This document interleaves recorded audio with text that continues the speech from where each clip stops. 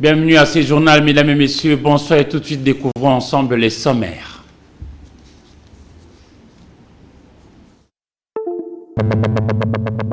Pour une action gouvernementale cohérente et efficace, SAMA 2, les ministres ont été en séminaire clôturé ces jours devant le chef de l'État Félix Tshisekedi pour consolider la cohésion et renforcer la même vision à matérialiser au profit des Congolais.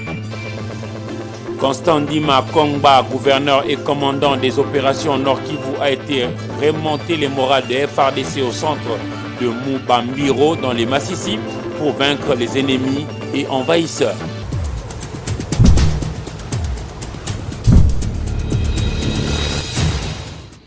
Encore une fois, bonsoir messieurs, dames. Le chef de l'État congolais Félix-Antoine Tshisekedi Tshilombo vient à l'instant clôturer le séminaire axé autour de l'efficacité et la cohérence par rapport à tout le membre du gouvernement Sama Lukonde 2. Nous sommes là au fleuve Congo, hôtel. Regardez en image ce qu'a été cette cérémonie.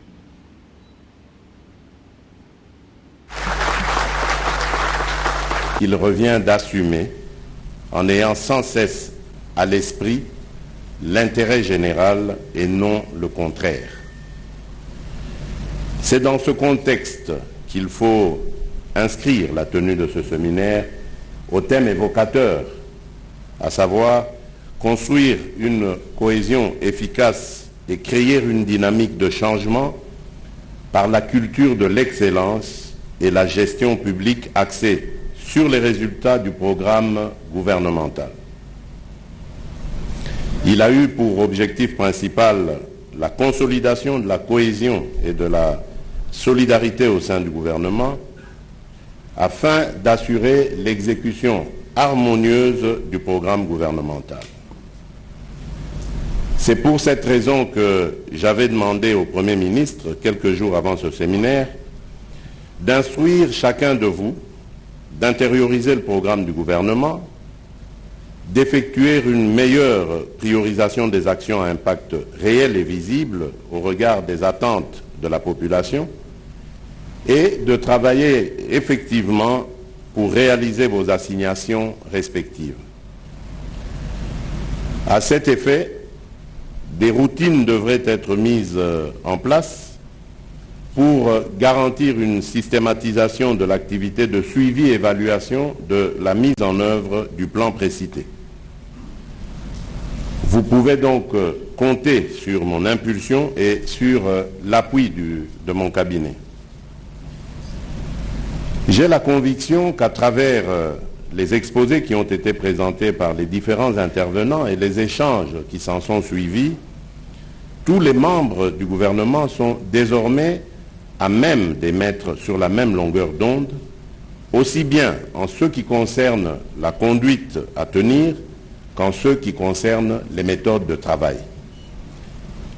Et pour s'accorder sur tout ce qui devrait être réalisé par l'exécutif national, les membres du gouvernement Sama 2 ont eu à examiner certaines questions en atelier, évidemment pour consolider la cohérence et voir l'efficacité dans le résultat. Suivez. Ouvert depuis ce 25 avril au fleuve Congo Hôtel par le Premier ministre Jean-Michel Sama Lukonde Kyenge, le séminaire de renforcement des membres du gouvernement dont les visées principales convergent dans la valorisation de la vision du chef de l'État a connu ce 26 avril sa deuxième journée de faisabilité. Ponctuée de plusieurs exposés enrichissants et à vocation de partager et d'échanger les expériences des uns et des autres afin de consolider la cohésion au sein du gouvernement d'une part et d'assurer l'exécution harmonieuse du programme gouvernemental de cette équipe, appelée à apporter des réponses concrètes aux besoins de la population d'autre part, dans un contexte préélectoral avec à la base l'idée d'octroyer un second mandat au chef de l'État. Ces 10 séminaires s'attellent sur le thème de construire une cohésion efficace et créer une dynamique de changement par la culture de l'excellence et de la gestion publique axée sur le résultat du programme de gouvernement. La cohésion est le socle concret pour l'exécution du programme du gouvernement. Et nous restons dans les rayons du gouvernement central pour en venir cette fois-ci à ces images de la signature de l'acte d'engagement signé par le membre du gouvernement Sama Lukonde Kyenge et Jean-Michel II, qui est une forme de code de bonne conduite pour l'émergence d'un État fort et prospère. La signature de cet acte d'engagement a été faite de façon symbolique par les 4 vice-premiers ministres, notamment Intérieur, Peter Kazadi, Défense, Bemba Gombo, Économie, Vital Kamere, et puis les Affaires étrangères, Christophe Lutundula, et ainsi que les 4 ministres d'État, qui sont aussi par ailleurs des femmes, Justice, Rose Mutombo Kiese, Environnement, Eve Bazaïba, et entre autres Adel Kainda pour le portefeuille. Le gouverneur militaire du Nord Kivu, le lieutenant-général Ndima Kongba Constant, qui est en même temps le commandant des opérations dans cette province de la République démocratique du Congo, a été au centre d'entraînement de Mubambiro. Nous sommes là dans les territoires de Massissi, toujours dans les Nord Kivu. Aujourd'hui, 26 avril 2023, il a été question de réarmer le moral de troupes de forces armées de la République démocratique du Congo et FARDC sur la ligne de front. L'ennemi a repris ses anciennes positions au vu et au mépris de la force régionale de l'EAC. On fait le point sur place avec Germain Chikourou.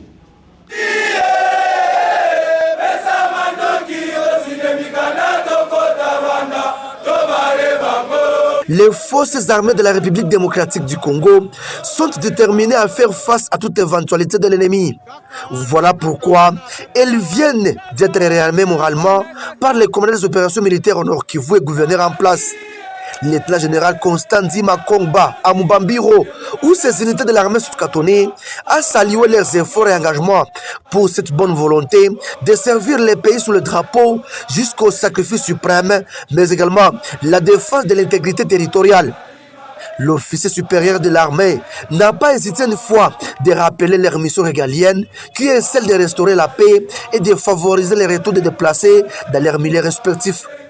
Cette détermination et engagement profond des FARDC est un signal fort pour dire à Paul Kagame du Rwanda de retirer ses troupes du sol congolais sans préavis ni condition dans le vite possible, de peur de sentir le feu de l'armée congolaise qui est bien rangée sur la ligne de front, recherchant tous les sujets de ces pays agressés du Congo. Officiers, sous-officiers et soldats du rang, tous ont bien accueilli les messages du représentant du chef de l'État en province en décidant de faire les devants pour amener la paix au pays, tant entendu par la population. Les forces armées de la République démocratique du Congo s'engagent à s'affronter avec les rebelles rwandais du M23 RDF au respect des faits des routes du sommet de Luanda. Vu l'inefficacité de la force régionale est-africaine dans les opérations contre l'ennemi, les activistes des mouvements citoyens donnent un ultimatum à ces derniers jusqu'au 9 mai 2023 de quitter les sols congolais. Dossier donc à suivre. Lutte contre l'insécurité et la criminalité urbaine dans la ville de Bunia, chef-lieu de la province de l'Ituri. 20 présumés criminels ont été arrêtés par la police nationale et présentés mardi 25 avril 2023 auprès du gouverneur de la province, le lieutenant-général Luboya Kashama Johnny. Le reportage est signé par Junior Silimani. On ne le dira jamais assez. La sécurité est l'affaire de tout le monde. Fidèle à sa mission lui reconnue par l'État congolais, la police nationale congolaise vient de mettre la main sur 20 présumés criminels, parmi lesquels 2 éléments en uniforme égarés. 2 mineurs ainsi que 2 receleurs sont tombés dans le filet de la PNC. En Ituri, ces fauteurs à nos troubles ont été présentés ce mardi au gouverneur militaire de l'Ituri par le commissaire provincial de la PNC, le commissaire divisionnaire Ngoï. Le premier groupe est composé de 12 voleurs qualifiés, avec comme chef de bande Lassé Mbaya Ngwen, qui héberge chez lui 8 voleurs, dont la plupart sont des mineurs d'âge. Tout en félicitant cette action de la police, le gouverneur et commandant des opérations militaires en Ituri, le lieutenant-général Luboya Kashama Johnny, attend de la justice de sanctions exemplaires. Je demande qu'on punisse ces éléments-là avec la plus grande rigueur. Quant aux mineurs, je pense qu'ils ont plus à faire que d'adhérer à une association de malfaiteurs.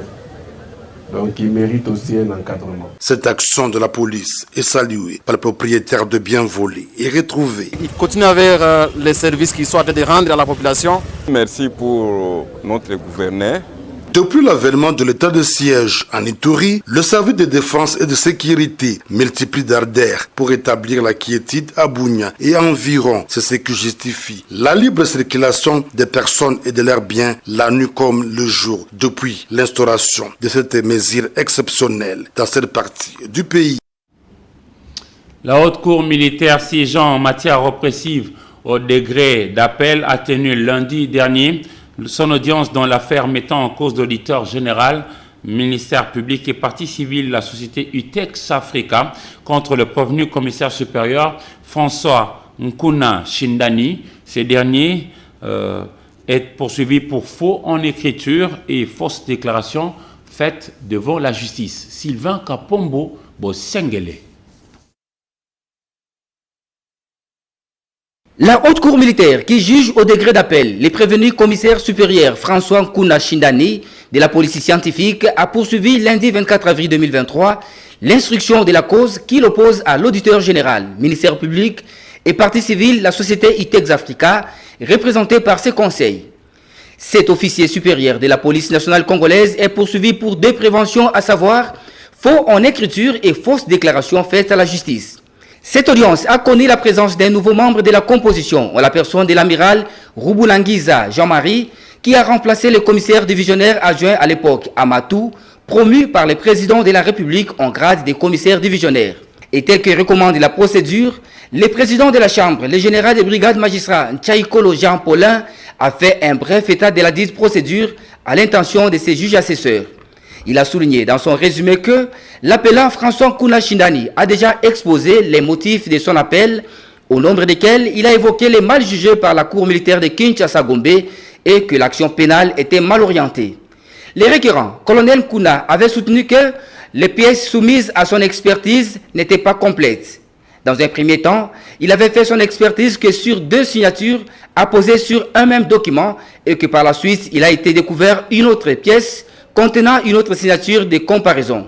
Et ce qui l'avait motivé de faire un autre rapport d'expertise contraire au rapport précédent, a-t-il ajouté. Pour la partie civile ITEX Africa, il s'agit tout simplement d'un faux alibi, un faux argument de la part du prévenu, dans la mesure où le deuxième rapport d'expertise n'a pas comme soubassement une réquisition à expert et que ce deuxième rapport produit par l'expert n'était pas demandé à conclure la partie civile. Les résumés faits par les présidents des séances étant terminés, la défense du prévenu a sollicité et obtenu de la haute cour une remise. La cause a donc été renvoyée à la quinzaine, c'est-à-dire le lundi 8 mai 2023. L'État congolais entend honorer ceux de ses fils ou celles de ses filles qui arrivent à se distinguer et certains d'entre eux pourront être hissés au niveau de héros nationaux, tel que le cas de Patrice Emery Lumumba. Une proposition de loi dans ce sens a été déposée et étudiée au niveau de l'Assemblée nationale et puis ça a évolué et remis au niveau de la commission PAJ, politique administrative et judiciaire. On fait le point sur place avec Poidor Ngaziami et Moukoubi. Les élus nationaux se sont retrouvés ce mardi 25 avril 2023 en plénière dans la salle des congrès du Palais du Peuple sous la conduite de Christophe Mbosso, président de l'Assemblée nationale. À l'ordre du jour, la poursuite des travaux sur les deux propositions de loi relatives aux ordres nationaux, à savoir examen et adoption de la proposition de loi portant création de l'ordre national du léopard. Après débat, elles ont connu une suite favorable.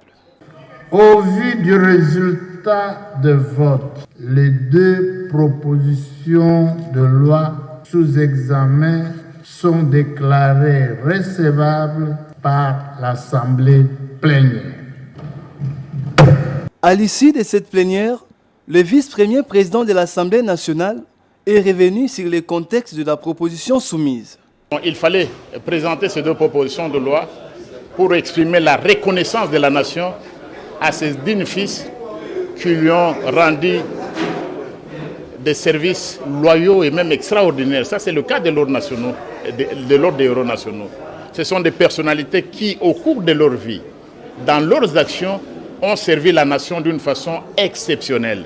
Les élus du peuple n'ont pas tardé à réagir sur la soumission à la commission politique, administrative et juridique de ces dossiers. L'occasion est venue pour que, au moins, les héros qui qui ont été tués parce qu'ils prônaient l'indépendance du pays, ils prônaient le fait que les Noirs qui on était avaient une place aussi devant Dieu. Cela étant, les élus attendront 7 jours pour le toilettage de ce loi qui interviendra ultérieurement. Et la série de portes ouvertes se poursuit au niveau du siège de la Commission électorale nationale indépendante CENI à la Gombe.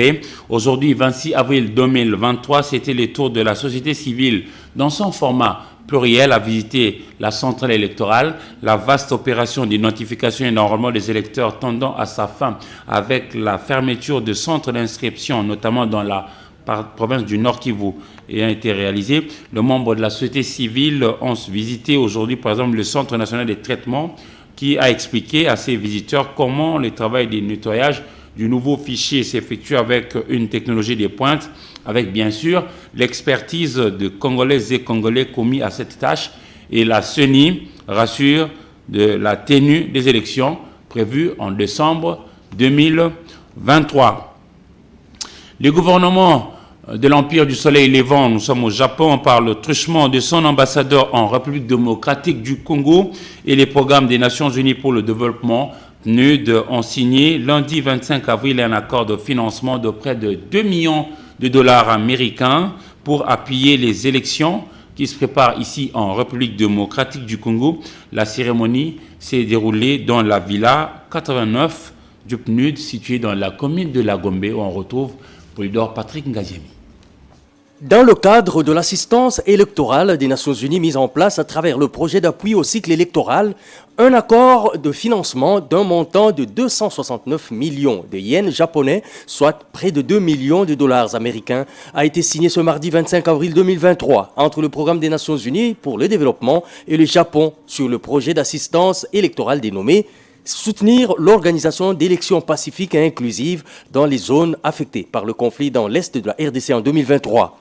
Un projet qui permet d'anticiper et de prévenir les conflits dans une zone en proie aux crises depuis plusieurs décennies. Et cet accord vise principalement à améliorer le caractère inclusif et équitable du processus électoral, tout en renforçant les capacités des mécanismes communautaires et des institutions chargées de la protection civile dans leur rôle d'alerte précoce et de réponse rapide aux risques de violence, de conflit ou de catastrophe. Pour l'ambassadeur japonais Minami Hiroyuki, le soutien de son pays au processus électoral vise à éviter que les situations récurrentes d'insécurité puissent compromettre la bonne tenue des élections dans l'Ituri, le Nord et Sud Kivu. Quant au secrétaire général à l'intérieur, il a réitéré les remerciements du vice-premier ministre Peter Kazadi et manifesté la gratitude du gouvernement congolais vis-à-vis du gouvernement et du peuple japonais, sans oublier le PNUD. Il faut concrétiser la vision du chef de l'État congolais Félix-Antoine Tshisekedi Tshilombo au profit de toute la population congolaise. Et ça, le directeur général adjoint de la Société nationale d'électricité SNEL, Teddy Luamba, l'a compris. Et il descend déjà sur le terrain pour apporter la solution, mieux la lumière. Car du quartier Yolo, nous sommes dans la commune de Kalamou et non loin de périmètre de marché Zikida, nous sommes dans la commune de Kinshasa. Regardez ces images. Pas un moment de répit pour le directeur général adjoint de la SNEL, Teddy Luamba, des retours à Kinshasa après un séjour de travail marathon sur le site d'Inga, dans le Congo central. Visiblement engagé à redonner du sourire à la population et redorer l'image de la Société nationale d'électricité, Teddy Luamba passe à l'action. Ici à Ouattia, c'est un ouf de soulagement pour les habitants de cette avenue populaire du quartier Yolo, longtemps privé d'électricité. Ouattia peut remercier le chef de l'État Félix Tshisekedi pour ce geste, car le tout nouveau transformateur qu'on leur apporte va fournir de l'électricité à tous les ménages. Il a promis 17 femmes et il a réalisé en un temps record. Fachi est nécessaire. Il apporte très vite la solution. Pour Teddy Luamba, cette opération qui s'inscrit dans la vision du chef de l'État Félix Tshisekedi va se poursuivre pour éclairer la ville, alimenter les ménages et contribuer à la lutte contre l'insécurité qu'occasionne l'obscurité. Un peu bien avant, Teddy Luamba avait également fait une descente dans la commune de Kinshasa, au marché Zikida pour y déposer un transformateur. Ce qu'il s'agit d'ici, c'est que la population était dans le noir pendant longtemps et que nous venons de leur apporter une solution selon la vision du chef de l'État, son Excellence Félix-Antoine Tshisekedi Tshilombo, qui nous a demandé d'être proches de nos abonnés. Et nous sommes venus aujourd'hui pour répondre aux desiderata de nos abonnés, en leur apportant une solution d'un transport qui était avarié depuis longtemps. Et aujourd'hui, on vient d'apporter la solution. Et visiblement, vous avez vu qu'il y avait du répondant, parce que l'électricité, c'est aussi un apport de lumière et ça change la qualité de la vie. Nous sommes en train de faire le nécessaire aujourd'hui pour que nous soyons de plus en plus proches de nos abonnés. Et nous n'allons plus nous arrêter dans cette lancée. Ça sera ainsi.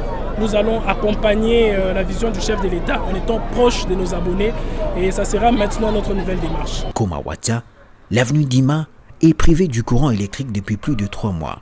Pour les commerçants, la joie est immense. C'est une très bonne nouvelle. Nous avons vu de nos propres yeux les nouveaux transformateurs. Je crois que cette fois-ci, les moteurs vont tourner.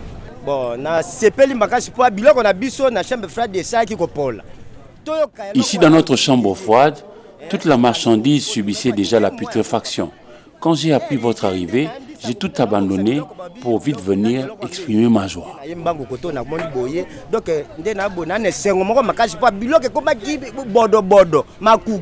Il en sera progressivement ainsi dans d'autres communes, promet la Société nationale d'électricité.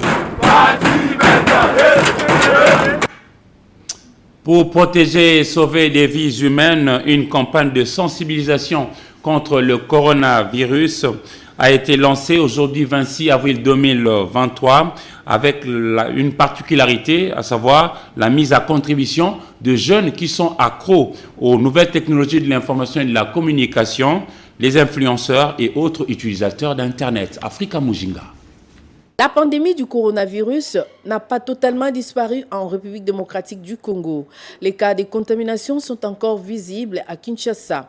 Et pour faire face à ces fléaux, Africa CDC fait sienne la lutte contre cet ennemi de la population. Ce qui justifie le lancement de cette campagne de sensibilisation sur le Covid-19 auprès des jeunes, les influenceurs et les musiciens, tel les cas de Miel des Sons. En voici les objectifs poursuivis. Aujourd'hui, Africa CDC a mis en place aussi une initiative appelée Bingwa. Bingwa, c'est un mot swahili qui signifie champion. Et c'est une initiative qui vient accompagner les efforts des États membres, mais aussi les efforts de ce programme dont je parlais, SLL, Sauver des vies et les moyens de survivance, pour pouvoir impliquer les jeunes dans la sensibilisation ou encore la lutte contre la COVID-19. Se faire vacciner contre le COVID-19 s'avère important, a soutenu le docteur Alès Kaloumé, technocrate de son État. Quand vous êtes vacciné, vous pouvez faire la COVID, mais vous ne pouvez plus faire la COVID forme grave. Parce que tout ce que nous tous nous craignons, c'est la forme grave, parce que c'est cette forme-là qui a quand même été à la base de plusieurs décès. Mais par contre, une fois que vous êtes vacciné, vous mettez à l'abri de la forme grave de la pandémie COVID-19.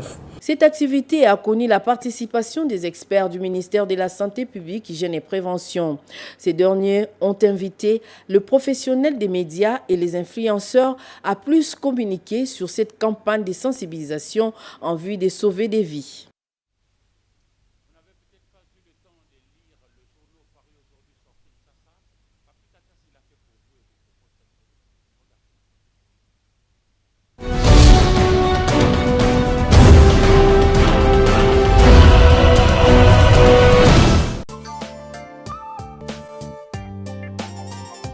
À l'entame de cette revue de presse, prenons ce titre dit biodémocratique. L'objectif, guerre à l'Est, le contingent kenyan préconise une solution politique avant son retrait.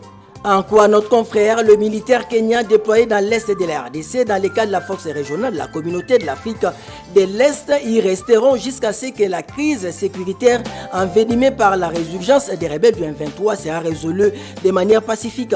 Ces propos sont du chef de la diplomatie kenyane, Alfred Mutua, alors que les Congolais ont besoin d'une force ayant un mandat offensif.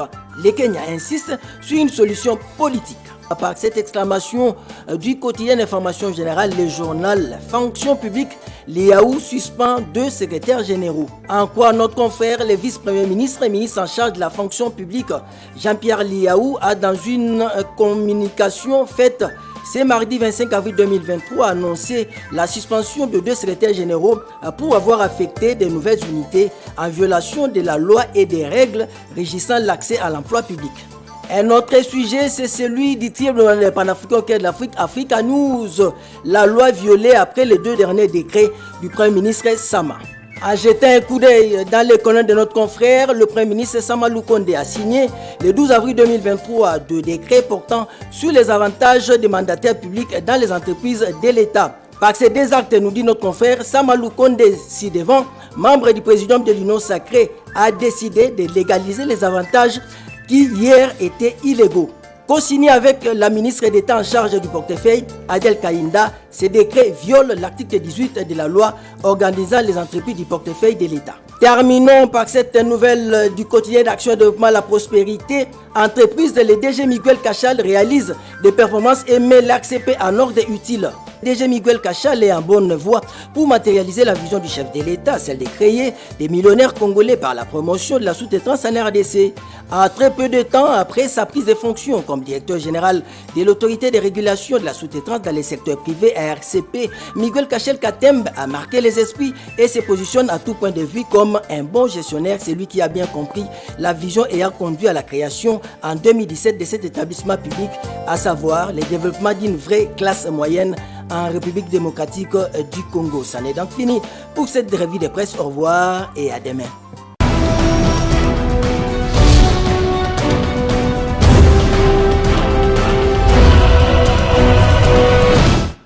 Merci Papi Katassi pour la lecture de journaux parus aujourd'hui sur Kinshasa. Mesdames et messieurs, nous allons clôturer ce journal, mais avant, voici le rappel de titre. Pour une action gouvernementale cohérente et efficace, Sama 2, les ministres ont été en séminaire clôturé ces jours devant le chef de l'État Félix Tshisekedi pour consolider la cohésion et renforcer la même vision à matérialiser au profit des Congolais. Constant Dima Kongba, gouverneur et commandant des opérations Nord Kivu, a été remonté les morales de FRDC au centre de Mubambiro dans les Massissi pour vaincre les ennemis et envahisseurs.